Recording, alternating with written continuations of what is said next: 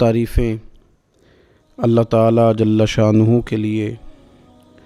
درود و سلام نبی اکرم نور مجسم شفیع معظم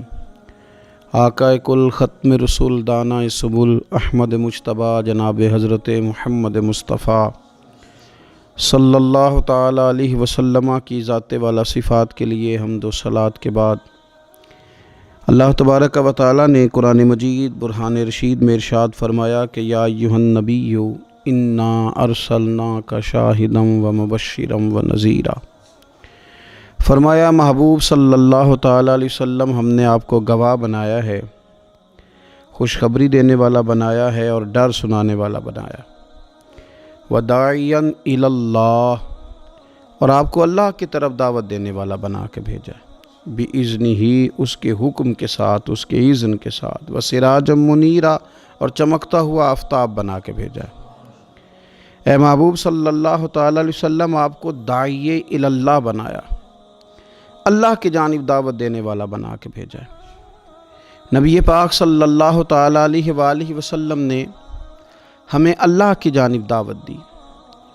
عقیدوں کے اندر، نظریات کے اندر، افکار کے اندر، سوچوں کے اندر جو کمزوریاں ہیں، ان سب کو نبی پاک صلی اللہ تعالیٰ علیہ وسلم نے دور فرمایا۔ ہمیں رسول کائنات صلی اللہ تعالیٰ علیہ وسلم نے فکری طور پر، ذہنی طور پر، قلبی طور پر مضبوط کیا۔ انسان جب تک اللہ اور اس کے رسول صلی اللہ تعالیٰ علیہ وسلم سے ذہنی طور پر اور روحانی اور قلبی طور پر وابستہ نہیں ہوتا، اتنی دیر تک وہ کمزور رہتا ہے، اور جب وہ رب رسول سے وابستہ ہو جاتا ہے، اس کا عقیدہ اللہ اور اس کے رسول صلی اللہ علیہ وسلم کی ذات پر مضبوط ہو جاتا ہے، پھر وہ ذہنی طور پر، فکری طور پر مضبوط ہو جاتا ہے۔ نبی پاک صلی اللہ تعالیٰ علیہ وسلم کی تشریف آوری سے پہلے جو بنیادی مسئلہ تھا وہ یہ تھا کہ کفار مکہ، قریش بہت سارے بتوں کی پوجا کرتے تھے، تو جو نظریاتی کمزوریاں تھیں، جو فکری فقدان تھا، وہ ان کے اندر بہت زیادہ تھا۔ حج کر کے آتے تھے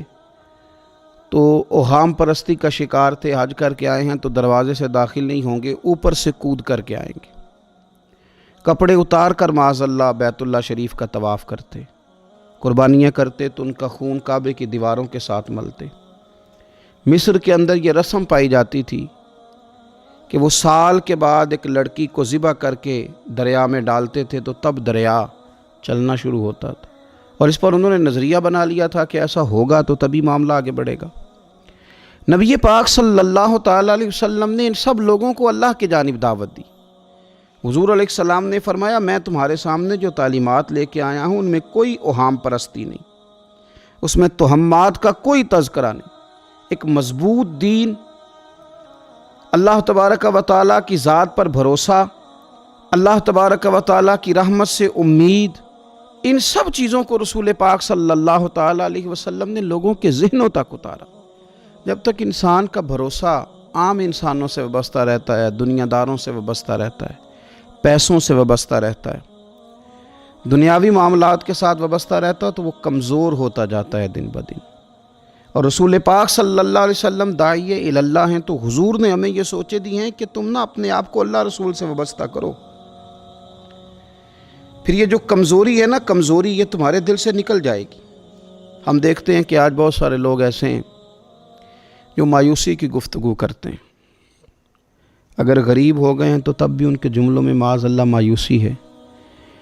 کہیں بیمار ہو گئے ہیں تو پھر بھی وہ گھبرائے سے ہیں، وہم کا شکار ہیں، اگر کسی جگہ کوئی آزمائش ان پر آ گئی ہے تو بھی مختلف توہمات کا وہ شکار ہو جاتے ہیں۔ اگر توجہ اللہ رسول کی جانب ہو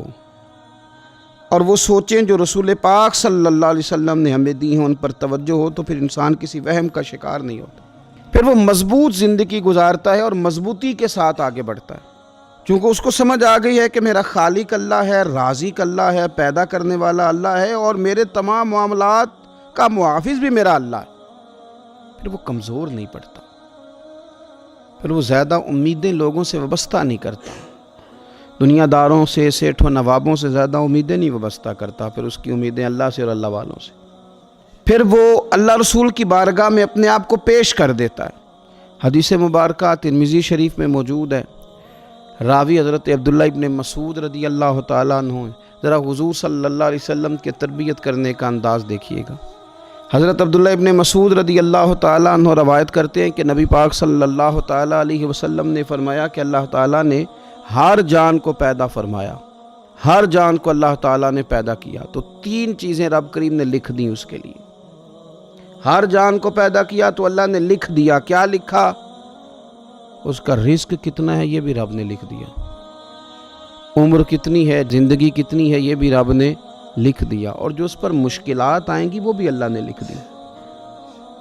اس کی حکمت کے تقاضوں کے تحت جو مشکلات آئیں گی انسان کی گناہوں کی معافی کا سبب بنے گی، نیک ہے تو درجات کی بلندی کا سبب بنے گی۔ تو جو مشکلات اس کی طرف آئیں گی، جو مصیبتیں، بیماریاں، تنگیاں، وہ سب اللہ تبارک و تعالیٰ کی حکمت کے تقاضوں کے تحت آئیں گی۔ اب انسان یہاں گھبرایا رہے، مایوس ہو جائے۔ ایک بات اب ذرا یہاں صوفیاء کہتے ہیں، وہ بھی سمجھنے والی ہے۔ وہ کہتے ہیں کہ اصل بات یہ ہے کہ جس رب کی طرف سے تو کرم قبول کرتا ہے نا، اس کی طرف سے آزمائش بھی قبول کر۔ وہ کریم جو تیرے اوپر رحمت کے دروازے کھولتا ہے، کبھی اپنی حکمت کے تقاضوں کے تحت تجھے کسی مشکل میں ڈالے تو اسے بھی تھوڑا سا قبول کر۔ ایسا نہ ہو کہ میٹھا ہے تو فٹافٹ تو قریب کرے، اور اگر تھوڑا سا تجھے کوئی ترش رویے سے، ترش جگہ سے گزرنا پڑے تو پھر تو گھبرا جائے۔ تو اپنے مالک کے سپرد جب اپنے آپ کو کر دے گا، پھر تیری طبیعت سکون میں آ جائے گی، تیرا قلب ٹھنڈک میں آ جائے گا۔ محمود غزنوی رحمۃ اللہ علیہ مالٹا کھا رہے تھے، ایک ٹکڑا اس کا، ایک خاش اس کی اپنے ہاتھ سے نکال کر کے ایاز کو کھانے کے لیے دی، ایاز فٹافٹ کھا گیا۔ بعد میں ایک ٹکڑا محمود نے اپنے منہ میں ڈالا تو بڑا کڑوا محسوس ہوا مالٹا، تو اس نے اس کو تھوک دیا اور ایاز کی طرف دیکھ کے کہنے لگا بہت ترش تھا، بہت کڑوا تھا، کس طرح تم کھا گئے؟ اللہ اکبر۔ تو ایاز نے جو بات کی وہ ہمیں سمجھاتی ہے کہ بندے کا رشتہ کس طرح کا ہونا چاہیے۔ ایاز کہنے لگا آقا ساری زندگی تیرے ہاتھوں سے میٹھے کھائے، آج ایک کڑوا آیا تھا تو میں اگر اسے تھوک دیتا، یہ کو آئینے وفاداری تو نہ ہوا۔ انسان کو اللہ کی طرف سے نعمتیں آتی جائیں، رحمتیں آتی جائیں، تندرستیاں آتی جائیں، لیکن کسی جگہ ذرا کمزوری دیکھنی پڑے تو انسان اس جگہ ٹھہر جائے، اس جگہ وہ گھبرا جائے، وہم کا شکار ہو جائے، پتہ نہیں کیا ہو جائے گا، ان چکروں میں پڑ جائے، تو یہ بات درست نہیں ہے۔ اب یہ کہ ہم کیا کرتے ہیں، ہم نے اپنی ساری توجہات کا مرکز دنیا والوں کو بنا لیا ہے۔ دنیا والوں کو کیسے راضی کرنا ہے، ان کو کیسے سیٹ رکھنا ہے، لوگوں کے ساتھ اپنے تعلقات کو کس طرح کر کے مضبوط کرنا ہے، بس اسی میں ہمارے صبح و شام گزر جاتے ہیں۔ 3-4 جگہوں پہ دعوت مل گئی ایک دن میں، ایک جگہ ولیمے پہ جانا تھا وہاں خود چلے گئے، ایک جگہ اصال ثواب کی تقریب تھی تو وہاں بیٹے کو بھیجا، اور ایک جگہ اور کسی معاملے میں دعوت تھی تو وہاں فون کر کے معذرت کر لی۔ کسی طریقے سے لوگ راضی رہیں، پھر کیا ہوتا ہے، پھر انسان کو یوں محسوس ہوتا ہے کہ اسے فٹ بال بنا لیا گیا۔ آپ لوگوں کی توقعات پہ کتنا پورا اتریں گے؟ بس آپ اپنے ضمیر سے پوچھیں کہ ہم اللہ اور اس کے رسول صلی اللہ تعالیٰ علیہ وسلم کے ساتھ اخلاص رکھتے ہیں، ہمارا دل اس پر مطمئن ہے جو کام ہم کر رہے ہیں، جو سفر ہم نے شروع کیا ہوا ہے وہ رب کی رحمت کی طرف ٹھیک بڑھ رہا ہے۔ باقی یہ کہ لوگوں کو راضی کرنے کی کوشش میں رہنا اور لوگوں پر توجہ رکھنا اور لوگوں کے معاملات ہر وقت دیکھتے رہنا، یہ چیز انسان کو کمزور بھی کر دیتی ہے اور بعض اوقات اسے لوگوں کے سامنے رسوا بھی کر دیتی۔ حضرت سیدنا عبداللہ ابن عباس رضی اللہ تعالیٰ عنہ موجود تھے تو رسول پاک صلی اللہ تعالیٰ علیہ وسلم نے انہیں نصیحت فرمائی۔ اپنے چچا کے بیٹے حضرت عبداللہ ابن عباس کو حضور نے نصیحت فرمائی، فرمایا یقین رکھو اے عبداللہ ابن عباس، یقین رکھو کہ اگر ساری دنیا متفق ہو جائے تمہیں نفع پہنچانے میں تو تمہیں نفع پہنچا نہیں سکتی مگر وہ جو تمہارے لیے تمہارے رب نے لکھ دیا۔ لوگ تمہیں نفع پہنچانا چاہیں تو پہنچا سکتے نہیں، اور فرمایا اگر ساری امت متفق ہو جائے کچھ نقصان پہنچانے میں تو نقصان پہنچا نہیں سکتے مگر یہ کہ جو اللہ نے تمہارے لیے لکھ دیا۔ نہ تمہارا کوئی نفع کر سکتا ہے، نہ کوئی تمہارا نقصان کر سکتا ہے۔ ہوگا وہ جو اللہ کی مشیت کا تقاضا ہوگا، خدا کی رحمت کا تقاضا ہوگا۔ اب کرنے کا کام تو یہ ہے کہ ساری توجہات کا مرکز اللہ رسول کو بنایا جائے۔ آپ دیکھیے صحابہ کرام علیہم رضوان کو رسول پاک علیہ الصلوۃ والسلام کی مقدس زبان نور پر کس قدر زیادہ یقین کامل حاصل ہے کہ سید عالم صلی اللہ تعالی وسلم 313 سے کہتے ہیں کہ چلو جہاد کے لیے، تو وہ نکل پڑتے ہیں۔ 1000 سے مقابلہ کرنا ہے تو وہ تیار نظر آتے ہیں۔ حضور علیہ السلام کہتے ہیں خندق میں چلو تو وہ تیار نظر آتے ہیں۔ حضور صلی اللہ تعالی علیہ وسلم جو وعدہ ان کے ساتھ کرتے ہیں تو وہ منوعاً اس وعدے پر توجہ کرتے ہیں۔ تو میرے عزیز، یاد رکھنے کی بات یہ ہے کہ اگر ہمارا بھروسہ اللہ رسول پہ مضبوط ہو جائے، وہ وعدے جو ہمارے ساتھ ہمارے نبی پاک صلی اللہ علیہ وسلم نے فرمائے ہیں کہ سچ بولو گے تو نجات پا جاؤ گے، وہ جو نبی پاک صلی اللہ علیہ وسلم نے ہمیں فرمایا کہ 2 چیزوں کی تم مجھے ضمانت دو، میں تمہیں جنت کی ضمانت دیتا ہوں۔ یا رسول اللہ کون سی؟ فرمایا کہ 2 جبڑوں کے درمیان جو تمہاری زبان ہے اس کی مجھے ضمانت دے دو، اور ایک تمہاری 2 ٹانگوں کے بیچ جو شرمگاہ ہے تو مجھے اس کی ضمانت دے دو، میں تمہیں جنت کی ضمانت دے دیتا ہوں۔ تو وہ ساری چیزیں جو رسول کریم صلی اللہ تعالیٰ علیہ وسلم نے ہمارے لیے رکھی ہیں، ہمیں ان چیزوں پر توجہ کرنی، ہمیں غور کرنا ہے کہ یہ وعدے جو اللہ رسول نے ہمارے ساتھ کیے ہیں یہ سب سے زیادہ مضبوط ہیں۔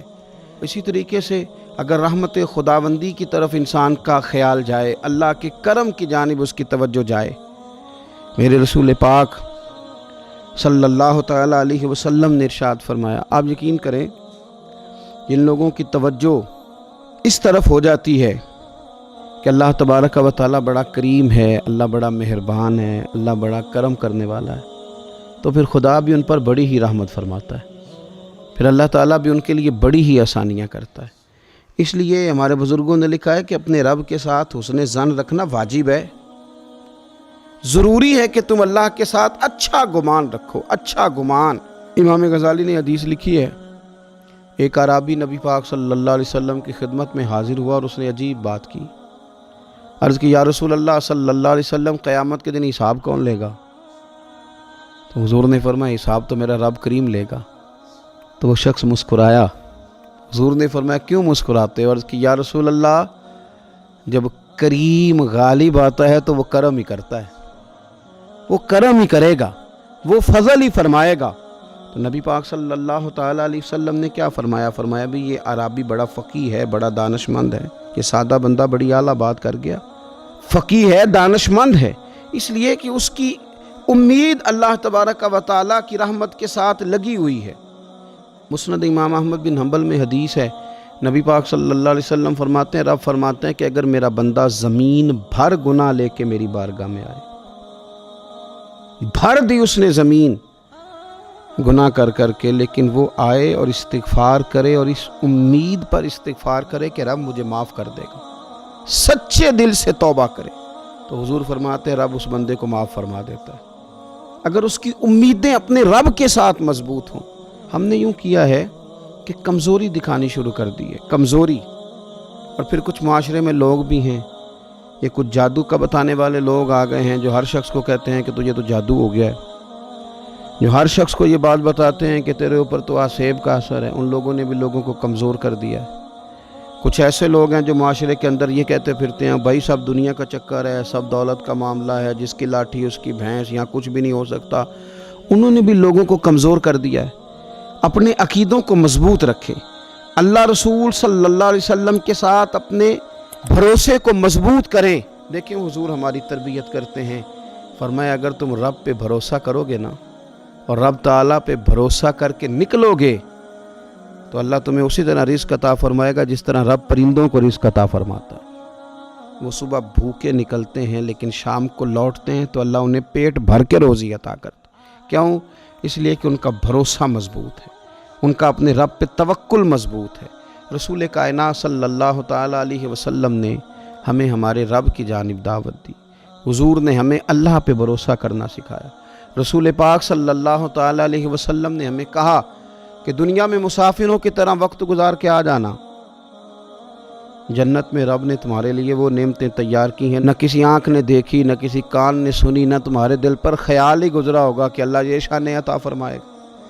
اب ان لوگوں کا بھروسہ ہو گیا تھا صحابہ کا، حضور کے غلاموں کا، تو انہوں نے پھر کوئی جائیدادیں نہیں بنائی،